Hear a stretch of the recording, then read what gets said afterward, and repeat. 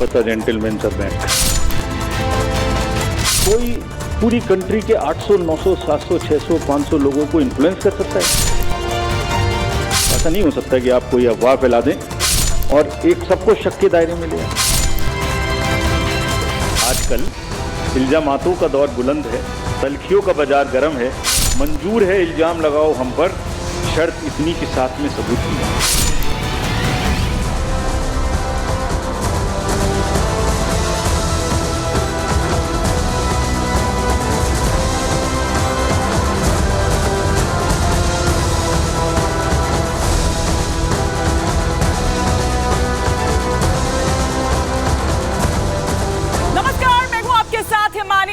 Republic Bharat के luminous studio में आपका स्वागत है। शाम के 5 बजने को हैं और हम लेकर हाजिर हैं अपनी खास पेशकश प्रहार, जिसमें आज मैं बात कर रही हूं लोकसभा चुनावों के नतीजों की। जी हां, काउंटडाउन जारी है। लोकसभा चुनाव के नतीजे कल आने हैं और सुबह 6 बजे से आपको और कहीं जाने की जरूरत नहीं है। आपको यहीं रिपब्लिक भारत पर रहना है, क्योंकि यहीं आपको मिलेंगे सबसे सही और सबसे सटीक नतीजे। जी हां, सबसे सही और सबसे सटीक नतीजे अगर आपको कहीं मिलेंगे तो वो यहां रिपब्लिक भारत पर। और पिक्चर कल क्लियर हो जाएगी कि किसकी बनेगी सरकार। क्या एक बार फिर मोदी सरकार होगी, जो एग्जिट पोल्स के आंकड़े कह रहे हैं? यही नतीजों में भी तब्दील क्या होने वाला है? जिस तरह से विपक्ष कह रहा है कि एग्जिट पोल्स गलत साबित होंगे, विपक्षी गठबंधन ने एग्जिट पोल के अनुमानों को सिरे से खारिज कर दिया है और यह दावा किया है कि प्रधानमंत्री नरेंद्र मोदी के नेतृत्व वाली सरकार सत्ता से बाहर होने वाली है। लेकिन उससे पहले दिल्ली में बैठकों का दौर जारी है, मैराथन बैठकें। सभी दल कल की मतगणना को लेकर, परिणामों को लेकर बैठक कर रहे हैं। भारतीय जनता पार्टी के वरिष्ठ नेताओं ने आज दिल्ली में बैठक की। इस बैठक में केंद्रीय गृह मंत्री अमित शाह मौजूद रहे, राजनाथ सिंह मौजूद रहे, बीएल संतोष भी इसमें शामिल हुए थे। इस बैठक में विपक्ष की रणनीति को लेकर भी चर्चा की गई। भाजपा के एक प्रतिनिधिमंडल ने कल, आपको पता होगा कि निर्वाचन आयोग का रुख किया था और कांग्रेस और उसके जो सहयोगी हैं उस पर भारत की चुनावी प्रक्रिया की अखंडता को कमजोर करने की कोशिश करने का आरोप लगाया था। आज इस पर चुनाव आयोग प्रेस कॉन्फ्रेंस करता है।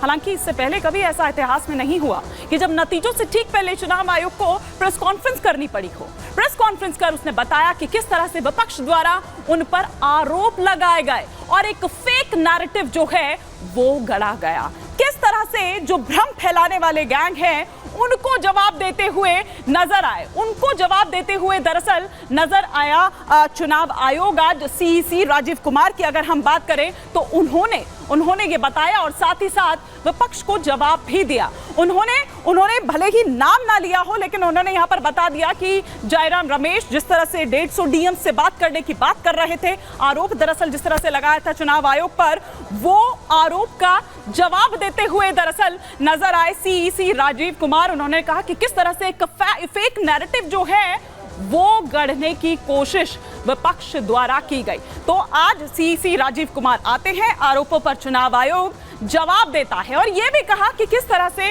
सोशल मीडिया पर मीम्स बनाए जा रहे हैं, ट्रोल किया जा रहा है, हमें लापता जेंटलमैन कहा गया। उन्होंने कहा कि भैया हम कहीं नहीं गए, हम यही हैं। सोशल मीडिया में मीम वायरल हुए, ये राजीव कुमार ने कहा और इस पर जवाब भी देते हुए नजर आए। तो ये वो तमाम बातें जो दरअसल सीईसी यहां पर कहते हुए नजर आए। अब एक छोटी सी रिपोर्ट आपको दिखाती हूं, उसके बाद तमाम खास मेहमान हमारे साथ जुड़ेंगे, उनसे हम करेंगे इस पर विस्तार से चर्चा।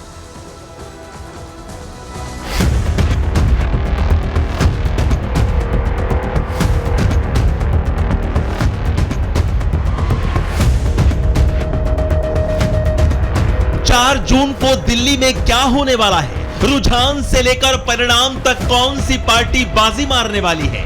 सरकार स्पष्ट बहुमत की बनेगी या फिर गठबंधन सरकार का पीएम बनेगा? रिपीट होगा 2004 या फिर 2024 में बनेगा नया इतिहास? ये ऐसे सवाल हैं जिसके फाइनल जवाब के लिए 24 घंटे से भी कम का समय बचा है। लेकिन इन 24 घंटों में दावे भी खूब होंगे, वादे भी खूब होंगे। जो एग्जिट पोल आए हैं वो पूरी तरीके से गलत हैं।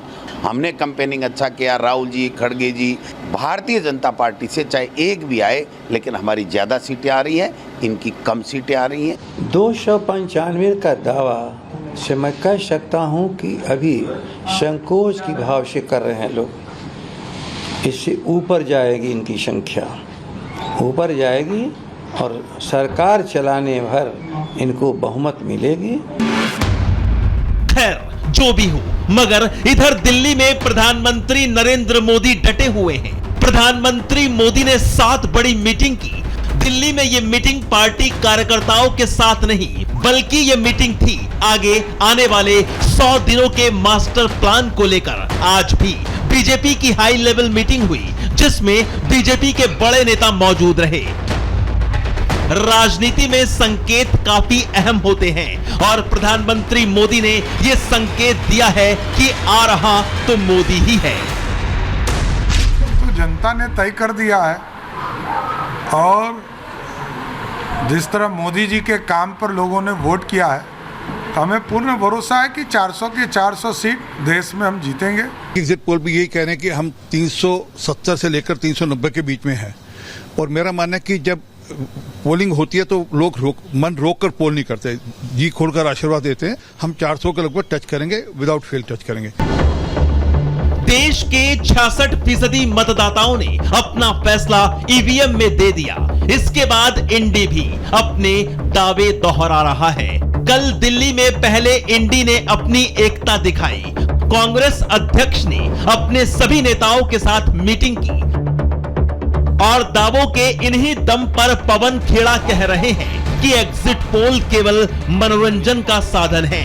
कोई नेता कितना भी आश्वस्त हो, लेकिन हर किसी के दिल में डर की एक गुंजाइश तो होती ही है, क्योंकि असली रिजल्ट कल सबके सामने होगा जब चुनाव आयोग अपनी अंतिम टैली जारी करेगा।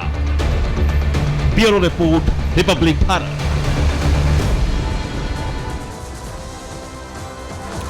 और इसी पर और विस्तार से चर्चा के लिए तमाम खास मेहमान मेरे साथ जुड़े हुए हैं। फटाफट से परिचय मैं करवा देती हूं। भारतीय जनता पार्टी के स्पोक्स पर्सन सिद्धार्थ यादव जी इस वक्त मेरे साथ जुड़े हुए हैं।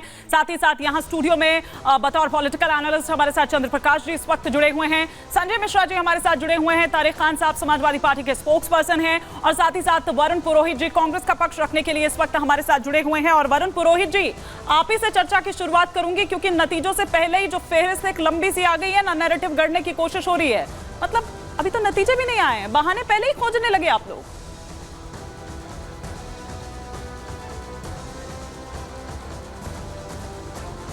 वरुण पुरोहित जी, क्या आप मुझे सुन पा रहे हैं? मुझे नहीं लगता है कि वरुण, हाँ थोड़ा थोड़ा सुन पा रहा हूँ। आप तो इलेक्शन थोड़ा सुन पा रहे हैं। चलिए मैं रिपीट कर देती हूँ कि अभी तो नतीजे भी नहीं आए हैं। नतीजे आने से पहले ही आप लोग 100 बहाने ढूंढने लगे हैं। जी नहीं, बहानेबाजी की बात नहीं है मानी जी, ये बहानेबाजी की नहीं। विपक्ष का अर्थ होता है जो कोई भी बात है उसको उजागर करना। कोई गलत बात हो रही है, लोकतांत्रिक व्यवस्था है देश के अंदर, तो जब तक नतीजे नहीं आते, कल नतीजे आएंगे, जब तक अगर कोई बात गलत दिख रही है तो उसको उजागर करना और फेक नैरेटिव सेट करने में फर्क होता है ना पुरोहित जी। नहीं, फेक नैरेटिव क्या सेट किया ये आज चुनाव आयोग ने कहा है, ये मैं नहीं कह रही हूँ, ये चुनाव आयोग ने कहा है कि किस तरह से आप लोगों द्वारा ये कहा जाता है कि 150 डीएम्स जो हैं उनको फोन करते हैं और धमकाते हैं अमित शाह जी। हाँ, तो उसका उन्होंने एक्सप्लेनेशन मांगा है, जवाब मांगा है, तो जयराम रमेश जी देंगे जवाब। और अगर फेक लगा होगा तो एक आदमी जयराम रमेश जी के कोई एक बोलने से बात कोई फेक नैरेटिव पूरे देश में हो गया, लोकतंत्र के अंदर, पूरे चुनाव के ऊपर हो गया। ये तो मेरी समझ से बाहर है। आप जो बात कह रहे हो जवाब देंगे। एक जिम्मेदार आदमी है, राज्यसभा सांसद है, तो उनको भी पता है, एक बार के तो है नहीं, केंद्रीय मंत्री भी रह चुके हैं, तो उनको पता है अपनी जिम्मेदारियां, जवाब देंगे चुनाव आयोग को।